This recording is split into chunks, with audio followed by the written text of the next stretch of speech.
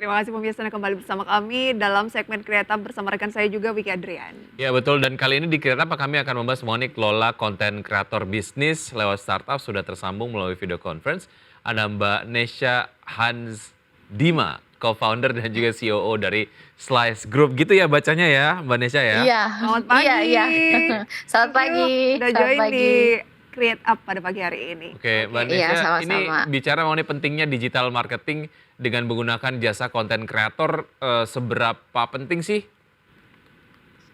Sebenarnya kalau misalnya ditanya seberapa penting atau enggak itu sebenarnya bisa dijawab dengan cukup efektif dan sangat efektif sih menurut saya karena seperti diketahui juga ya influencer itu memberikan kayak human element di iklan dan di sisi marketing itu sendiri untuk brand, di mana ada trust dan kepercayaan dari consumer ke influencer itu yang sudah dibangun oleh influencer dan aset-aset mereka dan brand itu seperti meminjam kepercayaan itu ke influencer-influencer itu sehingga untuk membangun kepercayaan antara brand dan consumer mereka itu menjadi sangat efektif dan juga lebih mudah gitu. Oke, signifikansi dari kegiatan digital marketing oleh content creator ini sudah bisa kita saksikan juga bahwa memang sangat besar, bahkan ada difilmkan juga loh Wiki loh.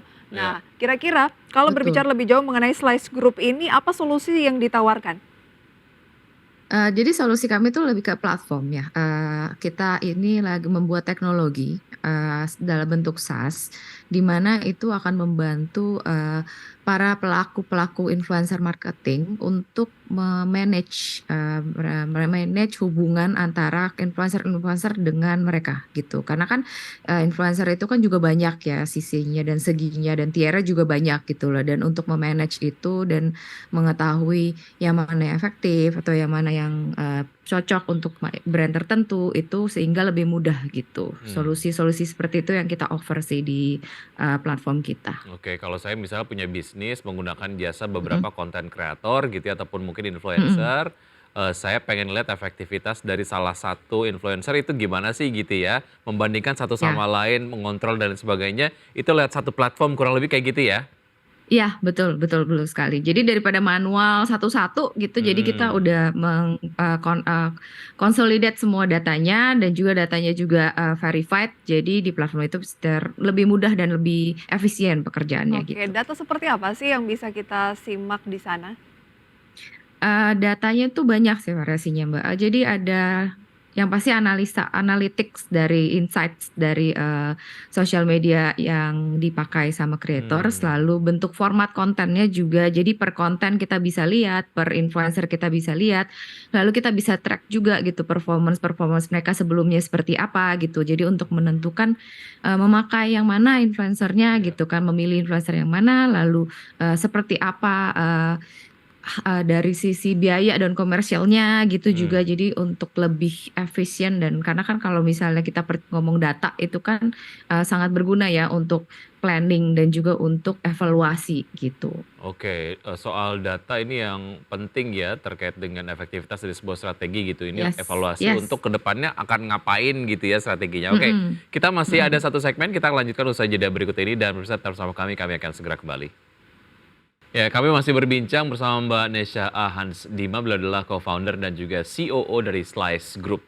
Oke, tadi sudah dijelaskan sedikit mengenai Slice Group ini. Saya ingin tahu lebih jauh, berarti misalnya saya punya produk begitu ya, pengen di endorse atau dipromosikan oleh para content creator ini. Nah, saya ke Slice ini lebih ke melihat gambaran dari influencer yang akan kira-kira cocok dengan saya. Tapi yang ngontek ini apakah saya ke Slice atau kan nanti terpisah lagi, saya misalnya influencernya adalah Wiki. Nah, saya ini kontekan sendiri lagi dengan Wiki atau bagaimana?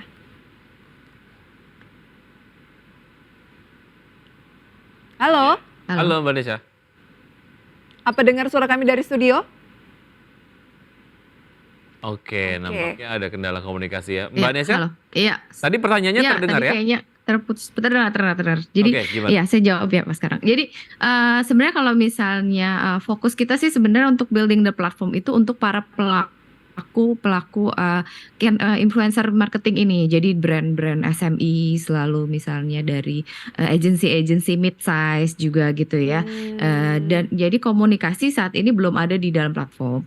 Ya, mungkin nantinya ke depannya kita akan build, jadi di platform ini banyak feature-feature juga gitu yang akan kita build satu-satu. Dan memang belum ada komunikasi langsung ke influencer, tapi kita juga sebenarnya ada menyediakan yang namanya full service gitu. Tapi itu memang saat ini belum jadi fokus kita. Fokus kita memang untuk bikin teknologi dan platform untuk bisa digunakan oleh para agency atau para talent manager atau para juga brand-brand SMEs gitu. Ini juga menjawab pertanyaan, data-data dari para influencer tadi diperoleh dari mana? Dari agensi dan manajemen talent begitu ya? Ya, dan jadi sebenarnya di dalam platform pun kita bisa menemukan gitu list-listnya, karena kita juga punya database sendiri gitu kan. Jadi para agensi dan para brand juga bisa mencari data influencer di sana. Tapi untuk komunikasi memang akhirnya mengkomunikasi sendiri, karena datanya di sana juga ada, Mbak. Jadi influencer pun mereka juga bisa sign up ke platform kita. Lalu mereka mengisi data-data dari biografi, alamat, lalu dari email atau nomor telepon, lalu ada juga rate card mereka gitu. Jadi di sana sudah ada semua datanya, dan sehingga misalnya membutuhkan bisa langsung kontak ke mereka gitu. Dan ini juga ada analisa. Baik, ini kayak semacam e-commerce influencer lah ya? Ya, dan juga apa ya disebutnya? Ya CRM sih juga sih, karena ya sih kalau misalnya platform begini namanya teknologi selalu inovasi baru gitu ya. Jadi agak-agak memang menjelaskannya mesti ini. Nah, sejauh ini model bisnisnya gimana? Bagaimana sebetulnya dari Slice Group sendiri mendapatkan revenue stream lah ya dari services yang dihadirkan? Ya, revenue stream sekarang ini monetize-nya kita masih dalam bentuk SaaS. Jadi software yang berbayar, ada yang free dan yang berbayar. Tentunya kalau yang berbayar itu pastinya lebih feature-nya lebih lengkap gitu, dan lebih kegunaannya sama, tapi mungkin kreditnya lebih banyak gitu. Apa target dari Slice mungkin di akhir tahun 2023, mungkin dari segi jumlah agensi yang join atau pengguna? Target besar kita sebenarnya itu, vision besar kita tuh sebenarnya untuk memajukan content creator ekonomi di Indonesia gitu kan. Jadi gimana kita meng-help para content creator ini untuk bisa full time jadi content creator. Dengan itu kan berarti mereka butuh penghasilan yang tetap gitu ya. Nah, jadi karena itu nanti di akhir tahun ini kita akan lagi mendevelop produk-produk embedded finance yang akan membantu content creator untuk lebih cepat mendapatkan bayaran gitu sih. Baik, menarik. Semoga memang secara growth dari Slice Group sendiri ke depan akan lebih ekspansif gitu ya. Terima kasih Mbak Nesya sudah join bersama kami di Creative. Sampai jumpa. Selamat pagi. Terima kasih, pagi. Itu dia pemirsa pembahasan pada pagi hari ini, semoga bisa menjadi referensi untuk Anda. Sebelum kami akhiri Power Breakfast, kami hadirkan kembali informasi update terkait dengan perdagangan di Bursa Efek Indonesia pukul 9:27. Ya, IHSG bergerak melemah dengan pelemahan 0,18%. Kemudian kondisi yang sama juga terjadi di Alki45 dan juga Jakarta Standard Index, masing-masing melemah 0,44%, 0,28%. Ada Aman Minerals yang baru saja IPO melambung 2,06% di 1.730. Sage juga naik 5,66% di posisi 56. Cevin naik 0,96%, 525, dan Film naik 0,28%, 3.550 sebagai saham-saham dengan deretan top gainers. Top losers pemirsa GJTL, Goto, UNTR, kemudian Medco melemah masing-masing 1,49%, 1,79%, 0,94%, dan 2,09%.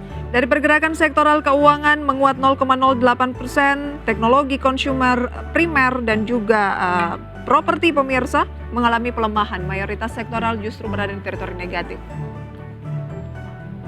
Ya, sudah 90 menit kami menemani Anda dalam Power Breakfast. Semoga pembahasan pagi hari ini bisa menjadi referensi sumber informasi untuk Anda. Dan pemirsa, saya Prisa Somodato. Saya Adrian, see you in the morning.